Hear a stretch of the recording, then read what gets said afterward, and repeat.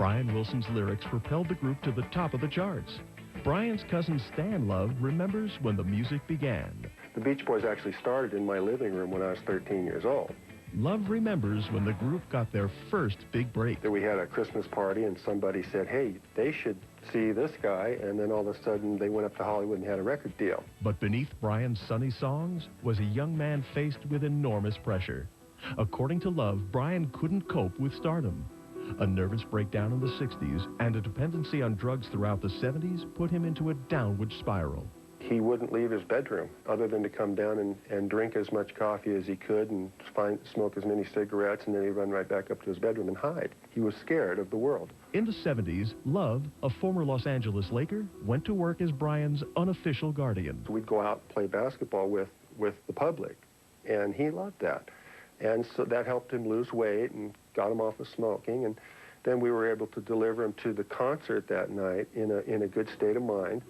But basketball and a healthy diet didn't drive out the demons. Brian still had an appetite for drugs.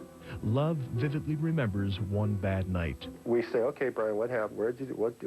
And he finally admitted, well, I got the prescription from the doctor, and here's all the pills. So we had to search the room, pick up all the pills that probably would have killed him. For a time, Love was able to help his cousin, but it wasn't enough. Brian stopped exercising. Weight ballooned up to nearly 300 pounds. Rock journalist Bill Holship sums it up like this. Everybody in the rock scene was talking about that Brian Wilson is going to be the next major casualty. Brian Wilson's going to die. In 1983, the Beach Boys turned to psychologist Eugene Landy. Landy had treated Brian before in the 1970s. Love says at that time, the doctor was fired. He was let go because he would constantly demand money in order for Brian to show up to the recording studio. According to Love, the Beach Boys felt this time they didn't have a choice.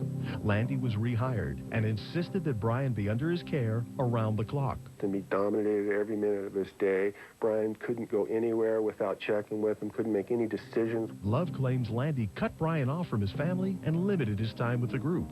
Brian's two daughters didn't talk to him for 4 or 5 years because Landy wouldn't let him talk. They were labeled bad people. Brian's mother was labeled a bad person. You can't see Stan Love. Stan's a bad guy now. Holship disagrees with Love.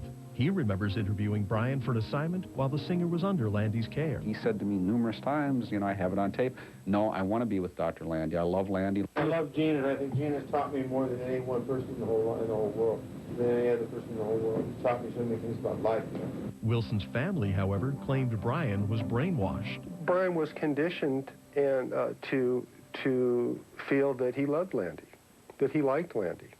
And after a while, he, you know, you're so heavily involved every day with a psychologist that dominates every minute of your life that he had to like him. Eventually, Landy was involved in every aspect of Brian's life. He was even named as co-writer on Brian's first solo album. I was actually there the day that the cover art for the album came out, and Brian was just, he couldn't believe it. He was just like a little kid. He was so thrilled. Love claims that Landy had so much power over Wilson that Brian's life was in danger. So, and here's a guy over-medicating him, and he changed his will, got the two daughters out of the picture, and the will was going to benefit Landy greatly, and we were concerned for Brian's life. Love says Brian would phone family members pleading for help. Brian would say, I need to get out. I didn't think this was going to last that long. I'm better now. Let's, you know. But Landy had such a tremendous grip on Brian that he couldn't get away.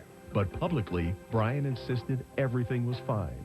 They're saying he stole money and that he was doing brainwashing me and all these things. None of that happened. I was there to see it, so if I would have known if it was happening. But the story would take another twist. In 1989, Landy faced charges of professional misconduct from the California Board of Medical Assurance.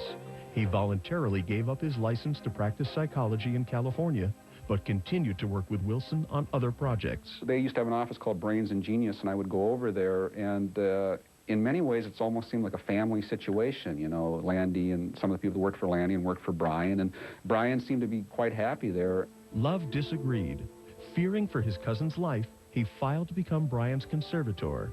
He says his goal was to get Landy out of the singer's life. Love called a press conference to announce his case against Landy. Then the unexpected happened. Halfway through the press conference, Brian made a surprise appearance. I've heard of the outrage of the charges made by Stan Love, and I think they are outrageous. Wilson continued a relationship with his former doctor. Meanwhile, Love and other family members continued to present their case against Landy. Finally, in December of '91, a settlement was reached and Wilson's family won. Landy would no longer see Wilson, and the judge would appoint a conservator. Bill Holdship says Landy planned to leave before the judge's decision. He said that he didn't really want to see Brian go through a court trial. He was going to step aside. Today, Landy has resumed his practice outside of California. Through his attorney, Landy had this to say to Hollywood and Crime. The controversy surrounding Brian's therapy and the termination of our professional working relationship remains a disappointment, since I know it is based largely on misunderstanding and, in important part, distortion of the factual record. I continue to have great affection for Brian and wish he and his family only the best. Today, Wilson's wife Melinda is his conservator. The singer recently released a new solo album and is back on the road touring. But the debate over Eugene Landy continues. Bill Holdship believes the psychologist did step over the line when he became involved in Wilson's business. But he also feels that Landy should get some credit for saving the singer's life. You would think that if he were brainwashed, now that he's free, Landy is nowhere in the picture, Landy's never going to come back, Brian would come out and say, yeah, you know, he really did a number on me. But he's never done that. Love says his relationship with his cousin is now on the mend. He celebrates the good vibrations on a tribute website. He thinks Brian's relationship with Landy is better left the way it is. There's no contact between Landy and Brian at this moment, and there really shouldn't be in the future. It wouldn't be in Brian's best interest to reignite that relationship. Each of tonight's musical legends became tours solo, and Diana Ross recreates the Supremes on stage. It is the legacy of Beatle John Lennon that continues to haunt us all. The world will never forget when a crazed fan shot John Lennon